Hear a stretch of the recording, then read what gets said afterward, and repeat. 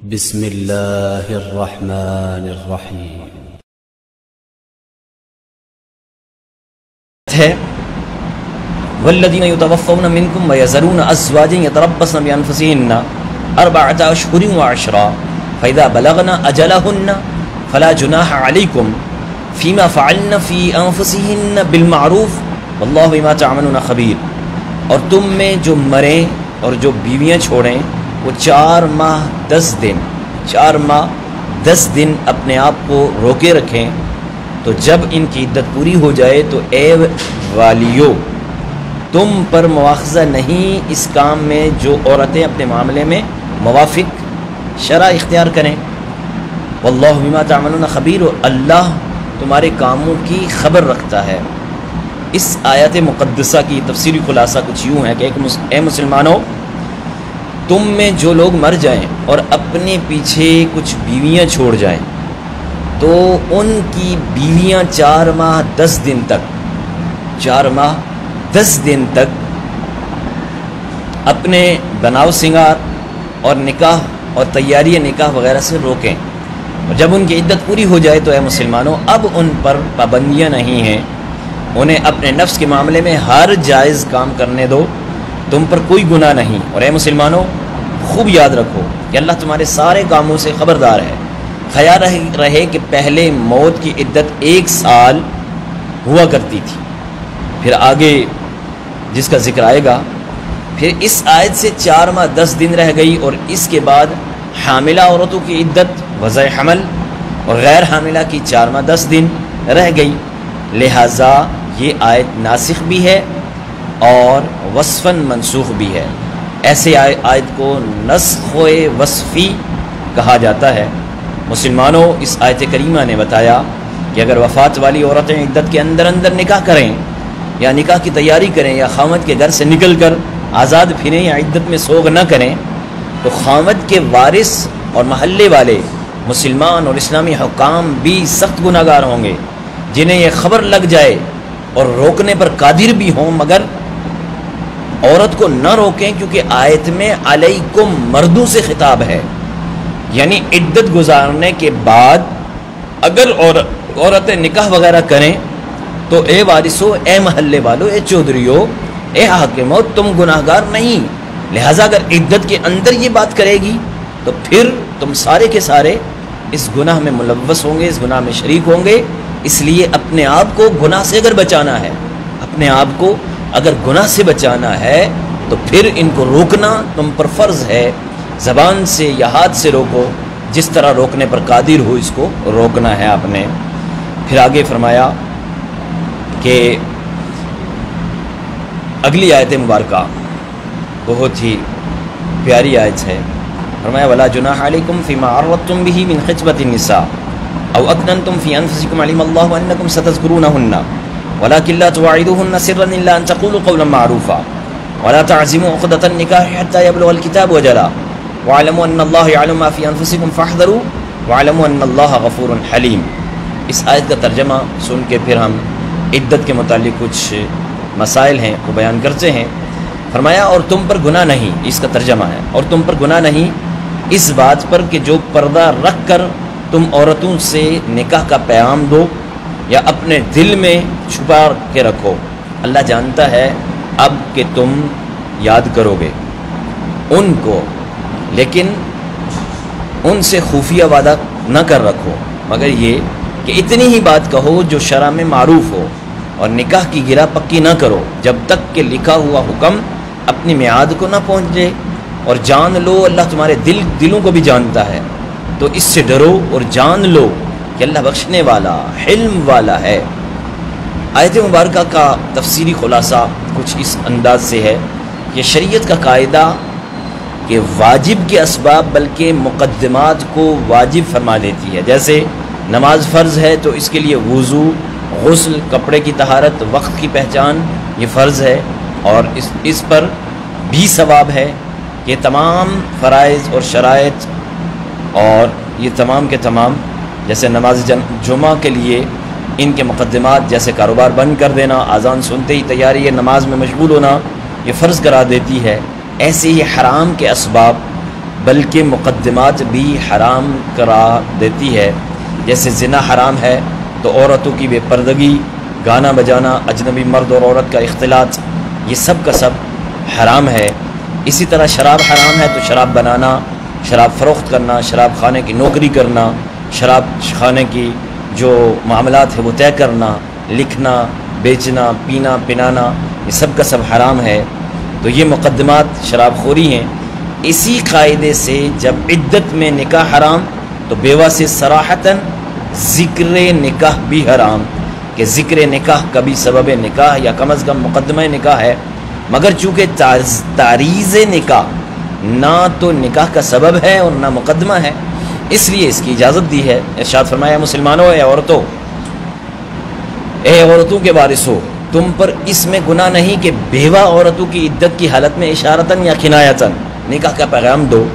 مثلا یوں کہہ دو کہ میرا ارادہ نکاح کا ہے، یا تجھے بہت لوگ چاہتے ہیں اور میں بھی چاہتا ہوں، میں اس بیوی کا طالبگار ہوں جس میں یہ خوبیاں ہوں، جو اس میں خوبیاں ہیں وہ بیان کر دے. فرمایا اپنی بیویوں سے بہت اچھا برتاؤ کرو، اور میں بھی کرتا ہوں. یعنی آپ یوں اس کو کہیں کہ میں اپنی بیویوں سے اچھا برتاؤ کرتا ہوں، یہ کہ تیرے لیے شوہر نایاب نہیں.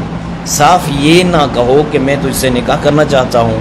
یہ بھی جائز ہے کہ تم دل میں ارادہ نکاح رکھو، کسی پر ظاہر نہ ہونے دو، اور خیال رکھو کہ اللہ تمہارے دلوں کو جانتا ہے، تمہارے دلوں سے باخبر ہے. اللہ تمہارے ارادوں کو بھی جانتا ہے، اس پر بھی پکڑ فرمائے گا اگرچہ تم اس میں کامیاب نہ ہو. لہٰذا اس سے ڈرتے رہو، اور یہ بھی عقیدہ رکھو کہ اللہ بخشنے والا بھی ہے، اور اگر تم اس ارادے سے باز آ جاؤ تو تمہیں اللہ بخش دے گا. حلم والا ہے وہ، گناہ گاروں کو جلد نہیں پکڑتا. لہٰذا تاخیر عذاب سے دھوکہ نہ کھاؤ، کیونکہ جو اس نے تاخیر کی ہے نا، ڈھیل دی ہے، یہ تمہیں ڈھیل دی ہے، اس سے تم دھوکہ مت کھاؤ. پھر اس آیت مبارکہ سے کچھ باتیں، کچھ فوائد، کچھ پوائنٹ، کچھ نقطے جو سامنے آئے ہیں. ان سے پہلے یہ فرمایا کہ اللہ تبارک و تعالی نے نبی کریم رؤوف الرحیم صلی اللہ علیہ وسلم کی امت کے لیے بہت ساری آسانیاں عطا فرمائی ہیں. اس آیت میں مرد اور عورت کو پیغام نکاح دے کر عورت مرد کو، جیسا کہ عرضتم میں اور من خطبت النساء میں معلوم ہوا کہ مرد جو خاطب ہیں یعنی پیغام دینے والا ہے، اور عورت مخطوبہ ہے، کہ یہ حکم استحبابی ہے، ورنہ اس کا عکس بھی جائز ہے. دوسری جگہ ارشاد فرمایا کہ ان تبتغوا باموالکم، جس سے معلوم ہوا کہ شوہر بیوی کو تلاش کرے، نہ کہ بیوی شوہروں کو. ہندو میں لڑکی والے لڑکے کو تلاش بھی کرتے ہیں اور پیغام نکاح بھی دیتے ہیں، یہ عقل کے بھی خلاف.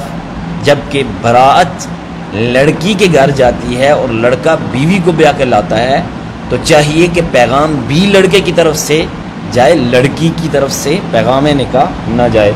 ایک فائدہ یہ ہوا کہ جس کی عدت میں مرد کو اشارتاً پیغام دینا جائز ہے، ایسے ہی عورت کو بھی اشارتاً اس کا جواب دینا درست ہے.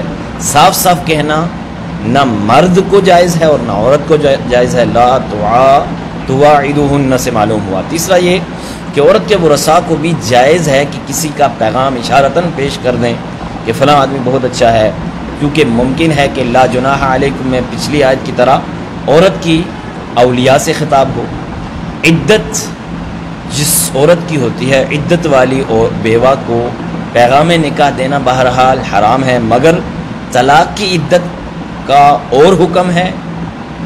اور پیغام نکاح کی تفصیل یہ ہے کہ کنواری یا عدت سے فارغ ہو چکنے والی عورت کو صراحتاً یا اشارتاً پیغام اس کے والدین یا والی وارثوں کو دے کر بلا واسطہ لڑکی کو پیغام دینا معیوب ہے.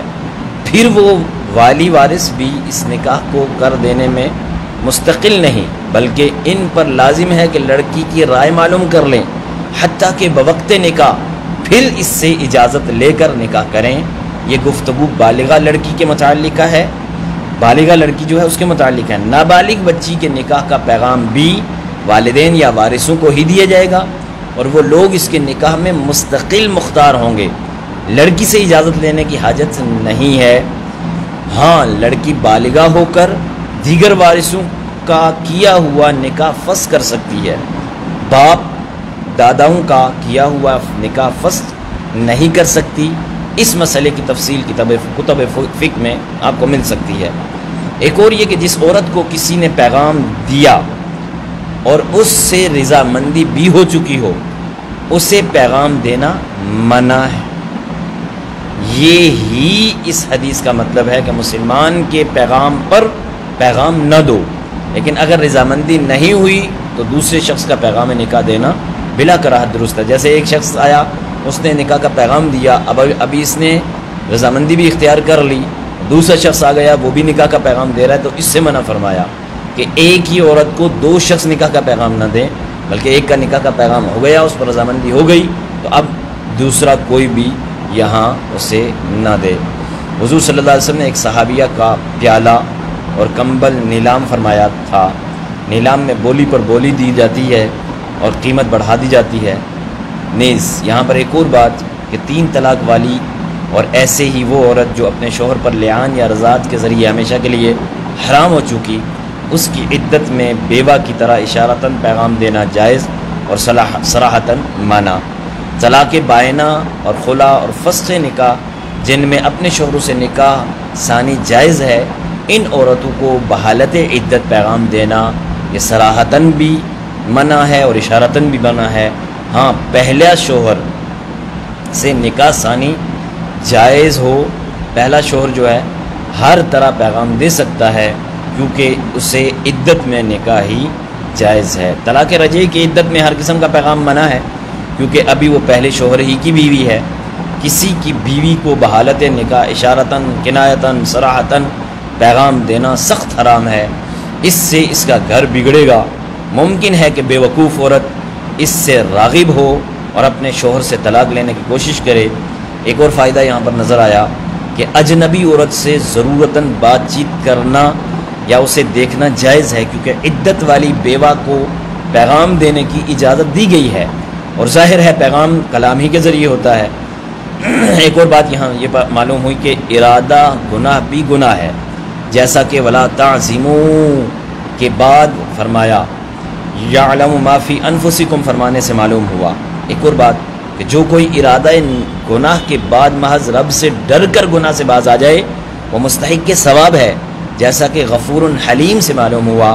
اور ایک مسئلہ یہاں پتہ چلا کہ جس سے نکاح کرنا ہو اس کو دیکھ لینا یہ سنت ہے، مگر چھپ کر یا بہانے سے دیکھنا چاہیے، نہ کہ ظاہراً اور ظہور کے طور پر۔ یہ آج کے ہمارے درس کا جو لب لباب تھا یہ ہم نے بیان کیا۔ اللہ رب العزت کی بارگاہ سے دعا کرتا ہوں کہ رب کائنات قرآن کریم فرقان حمید کی سمجھ ہمیں عطا فرمائے اور اپنے کلام کے احکامات کو دوسروں تک پہنچانے کی توفیق عطا فرمائے۔ وآخر دعوانا ان الحمد للہ رب العالمین۔ اللہ اللہ اللہ اللہ اللہ اللہ